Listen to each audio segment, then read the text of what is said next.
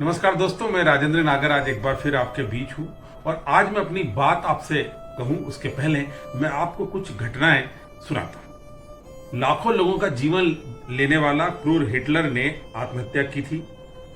सुंदर सुंदर विचार देने वाले साने गुरुजी ने आत्महत्या की थी।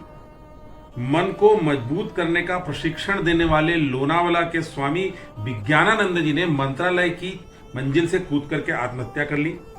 आध्यात्मिक गुरु के रूप में पहचाने जाने वाले इंदौर के भैयू जी महाराज ने अपनी जीवन अपने ही हाथों से समाप्त किया। सकारात्मक विचार देने वाली फिल्मों में अभिनय करने वाले सुशांत सिंह राजपूत ने भी अपनी जीवन लीला डिप्रेशन के कारण अपने हाथ से समाप्त की। और अभी कुछ ही समय पहले अवसाद से लड़ना कैसे, डिप्रेशन से लड़ना कैसे, खुद ये जो सिखाती थी शीतल आमटे, जो कि बाबा आमटे की पोती थी, उन्होंने भी अपनी जीवन लीला अपने हाथों से समाप्त कर ली। नागपुर से उच्च शिक्षा प्राप्त दिवंगत कुलपति की पत्नी और राष्ट्र संत तुगडोजी महाराज नागपुर विश्वविद्यालय के रसायन विभाग की प्रमुख डॉक्टर ज्योत्सना मेश्राम ने 9वीं मंजिल से कूदकर डिप्रेशन में आत्महत्या की थी। तो ये उदाहरण मैंने आपको कुछ ये इसलिए दिए हैं कि जितने भी नाम मैंने लिए हैं, इन सब के पास किसी भी चीज की कोई कमी नहीं थी। धन, वैभव, ऐश्वर्य, बंगला, गाड़ी, भीड़, सब कुछ इनके पास था। तो फिर क्या कारण था कि इन लोगों ने आत्महत्याएं की? उसका एक ही जवाब है कि इनमें से किसी के पास भी शांति नहीं थी।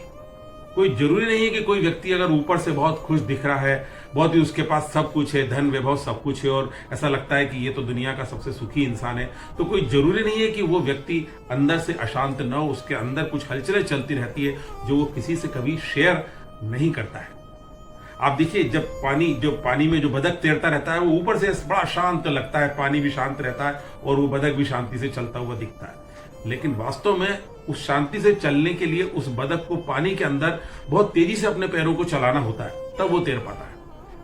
इसलिए ये जो अशांति वाली जो बात है, तो सवाल ये है कि ये शांति कैसे लाई जाए, अशांति कैसे दूर की जाए। इसके लिए सबसे बड़ी बात जो जरूरी है वो होती है एक आउटलेट यानी कहीं ना कहीं से कोई आपके विचारों का आउटलेट होना बहुत जरूरी है। आपको मैं उदाहरण देता हूं मुंबई का। मुंबई में इतनी ज्यादा बारिश होती रहती है, साल भरी कभी न कभी हमेशा होती ही रहती है, लेकिन कभी भी मुंबई डूबती क्यों नहीं है?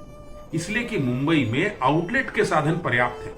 आप खुद देखिए, यदि कोई भी बांध में यदि आपने आउटलेट नहीं रखा तो क्या होगा? बांध के ऊपर से पानी बह जाएगा, बांध टूट जाएगा, नुकसान हो जाएगा। इसलिए जब तक आउटलेट नहीं होगा, वो नहीं होगा। तो हमारे लिए आउटलेट क्या?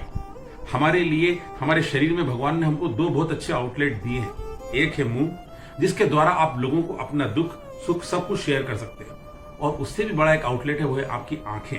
अगर आपको रोना आ रहा है, रोइए, खूब रोइए, कोई दिक्कत नहीं। और इसके बाद भी आपको यदि और भी आउटलेट की जरूरत होती तो वो होता है आपका परिवार और आपके मित्र, आपकी पत्नी।